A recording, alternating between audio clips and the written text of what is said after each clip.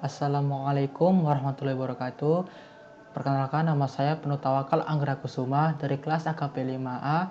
Nah, pada hari ini saya ingin mempresentasikan hasil kerja saya, yaitu mengenai perencanaan audit dan prosedur analitis. Nah, langsung saja kita masuk ke bagian yang pertama, yaitu perencanaan audit. Nah, apa itu perencanaan audit? Nah, ada hal-hal mengapa perancangan audit ini harus dilakukan oleh para auditor. Nah, yang pertama, agar mendapatkan bukti yang cukup sesuai dengan kriteria, menghindari kesalahpahaman dengan klien, serta untuk menjaga supaya biaya audit terjangkau. Nah, yang kemudian, ada dua jenis risiko yang ada pada audit. Yang pertama, risiko audit yang dapat diterima. Nah, ini merupakan sebuah ukuran seberapa besar auditor menerima kemungkinan tentang salah saji dan laporan keuangan yang terdapat setelah pengauditan selesai dan opini wajar tanpa pengecualian tersebut diterbitkan. Nah, yang kedua, namanya risiko bawaan ataupun inherent. Nah, sebuah ukuran penilaian auditor tentang kemungkinan salah saji dalam satu akun sebelum mempertimbangkan pengendalian internalnya. Kemudian yaitu laporan perencanaan audit yang pertama, menerima klien dan melakukan perencanaan awal audit, memahami bisnis dan industri klien, menilai risiko bisnis klien, melakukan prosedur analisis awal, menentukan tingkat materialitas dan menilai risiko audit serta risiko bawaan, memahami pengendalian internal dan penilai risiko kecurangan pengendalian, mendapatkan informasi untuk menilai risiko kecurangan, mengembangkan keseluruhan perencanaan dan program audit.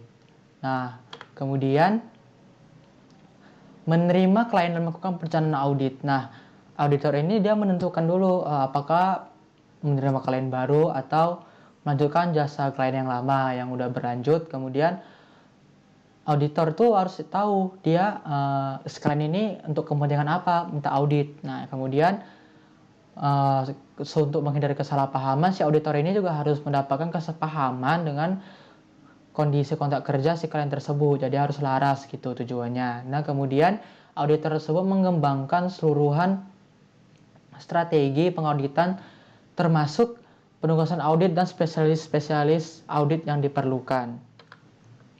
Nah, kemudian penerimaan klien yang keberlanjutan. Nah, yang pertama ini investigasi klien baru. Nah, sebelum menerima klien baru, KAP ini melakukan penyelidikan ataupun melihat latar belakang dari si calon kliennya ini. Bisa dari komunitas bisnis, stabilitas keuangan, dan hubungan dengan KAP sebelumnya. Kemudian, nah klien lama ataupun yang berlanjut. Banyak KAP-KAP yang telah mengevaluasi klien-klien sudah ada setahunnya untuk menentukan apakah ini dilanjutkan atau tidak ya pengauditannya. Karena kan bisa saja karena hal-hal tertentu kerjasama ini dapat berakhir. Seperti contohnya si klien tersebut tidak memiliki integritas dan sebagainya. Nah, kemudian memilih staf untuk kontrak kerja. Auditor juga harus menugaskan staf yang tepat untuk kontrak kerja akan memenuhi standar audit yang berlaku umum dan untuk melakukan pengauditan tersebut agar lebih efisien.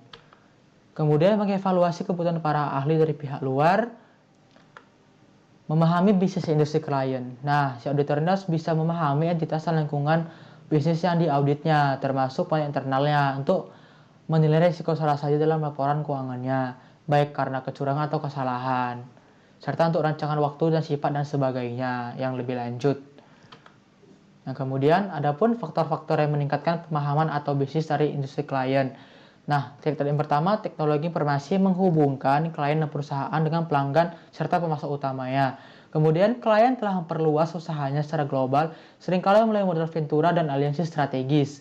Teknologi mempengaruhi proses pengendalian internal klien, waktu kualitas, dan ketepatan waktu informasi keuangan. Nah, makin pentingnya sumber daya manusia dan aset tak berwujud lainnya telah meningkatkan kompleksitas, akuntansi, dan pentingnya penilaian estimasi manajemen. Dan kemudian, auditor perlu memiliki pemahaman yang lebih baik terhadap bisnis dan industri klien untuk memberikan jasa yang memiliki nilai tambah kepada kliennya. Nah, kemudian kita masuk ke dalam manajemen dan tata kelola perusahaan.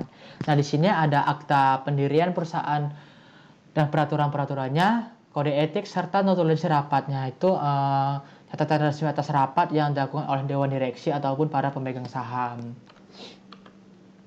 Nah, kemudian juga ada Tujuan dan strategis dari si klien ini sendiri untuk minta audit, yang pertama tuh dia mau keandalan dari laporan keuangannya dan efektivitas dan efisiensi dari operasional perusahaannya serta kepatuhan dengan hukum dan peraturan. Kemudian pengukuran dan kinerja. Sistem pengukuran kerja klien termasuk indikator yang penting yang digunakan manajemen dalam mengukur kemajuan dalam mencapai tujuan perusahaannya. Kemudian menilai risiko bisnis klien. Auditor juga menggunakan pengetahuan tersebut dari pemahaman strategis bisnis untuk menilai risiko bisnis kliennya, yaitu risiko mengenai kemungkinan tentang kegagalan dalam mencapai tujuan perusahaan klien tersebut. Kemudian melakukan prosedur analisis awal. Auditor melakukan prosedur analisis awal ini agar dapat memahami lebih baik bisnis kliennya dan untuk menilai risiko bisnisnya lebih awal. Nah, kemudian kita masuk ke yang kedua, yaitu prosedur analitis. Nah, prosedur analitis ini dia sebagai evaluasi atas laporan keuangan yang disusun dengan mempelajari kemungkinan antara hubungan data keuangan dan non-keuangan yang melibatkan perbandingan antara jumlah yang tercatat dengan ekspektasi yang dikembangkan oleh auditor. Nah, supaya relevan dan andal, auditor juga menyimpulkan bahwa penjualan yang tercatat telah terjadi dengan benar.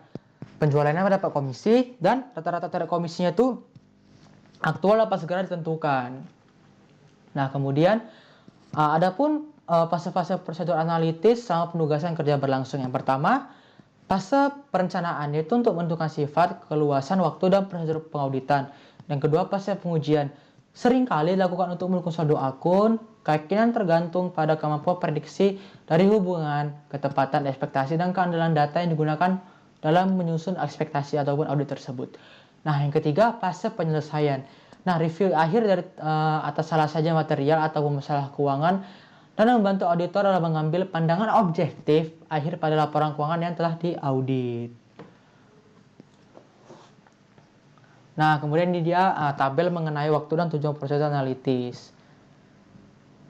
Mengenai fase-fasenya, tujuannya, apakah ini tujuan utama, sekunder, atau bisa dua-duanya. Bisa dilihat dengan seksama ya teman-teman. Nah, lanjut kita kepada 5 jenis prosedur analitis. Nah, yang ada pun membandingkan data klien dengan pertama, data industri, kedua, data yang sama di periode sebelumnya, yang ketiga, hasil ekspektasi yang ditentukan oleh klien, keempat, hasil ekspektasi yang ditentukan oleh auditor, dan yang kelima, ekspektasi hasil menggunakan data non-keuangan. Nah, langsung saja yang pertama yaitu membandingkan data klien dan data industri. Yang pertama itu ada manfaatnya, itu membantu memahami bisnis klien dan juga untuk indikasi mengenai kegagalan atas keuangannya. Kemudian ada pun kelemahannya, karena ada perbedaan simpul informasi antara keuangan klien dan industrinya, serta penggunaan metode akuntansi yang berbeda. Yang kedua, membandingkan data klien dengan data yang sama pada periode sebelumnya. Membandingkan saldo tahun berjalan dengan tahun sebelumnya, yaitu membandingkan rincian total saldo dengan rincian yang serupa untuk tahun sebelumnya, serta menghitung rasio dan hubungan presentasi untuk dibandingkan dengan tahun sebelumnya. Nah, yang kedua, membandingkan data klien dengan hasil ekspektasi klien.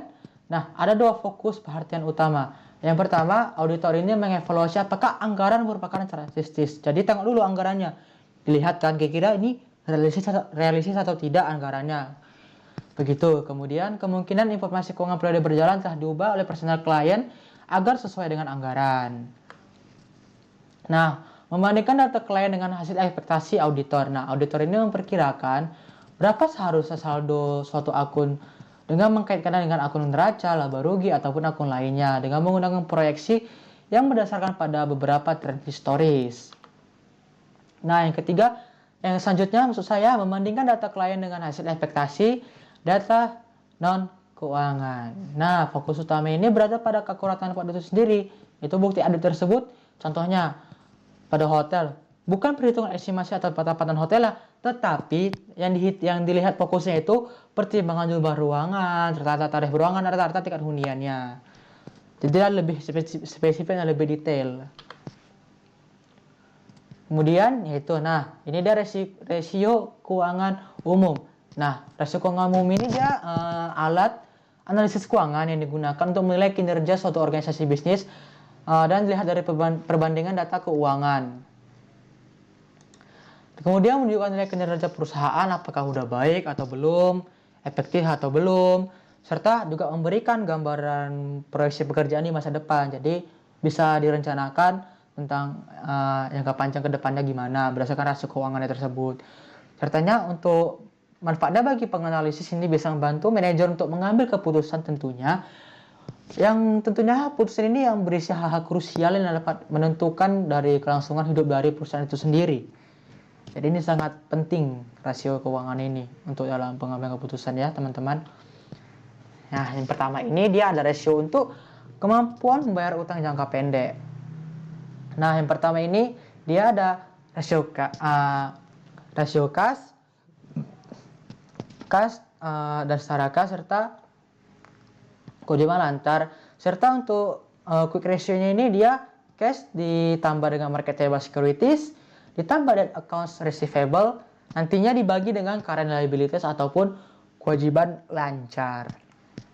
Nah, kalau rasio D ini tinggal dibagi saja aset lancar dan aset lancar dibagi dengan kewajiban yang lancar.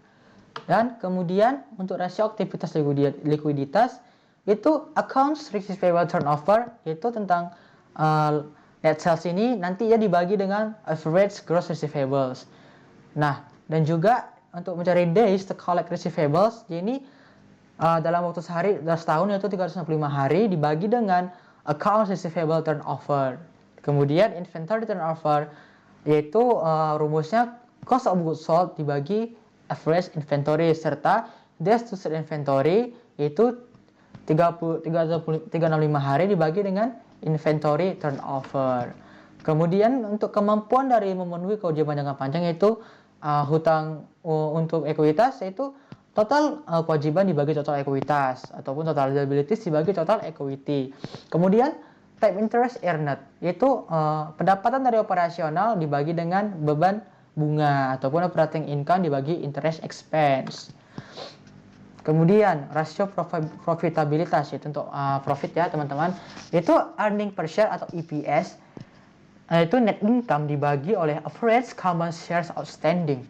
Serta untuk dari gross profit persen untuk presentasi gross profit ini, itu net sales dikurang dengan cost of goods sold dibagi net sales.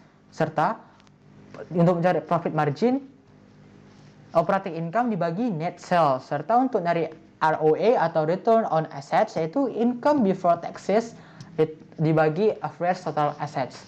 Serta untuk common equity yaitu income before tax kemudian dikurangi oleh preferred dividends kemudian dibagi oleh average stakeholder equity.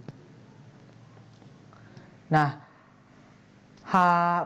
begitulah teman-teman mengenai perencanaan audit dan prosedur analitis yang dapat kita pelajari hari ini. Nah, semoga apa yang dapat saya sampaikan dapat bermanfaat untuk teman-teman semua. Semoga teman-teman dapat memahami dengan baik, dan apabila saya memiliki salah kata ataupun salah penyampaian ataupun makna yang terdapat di dalamnya, saya mohon maaf. Wabillahi taufiq wal hidayah. Wassalamualaikum warahmatullahi wabarakatuh. Terima kasih.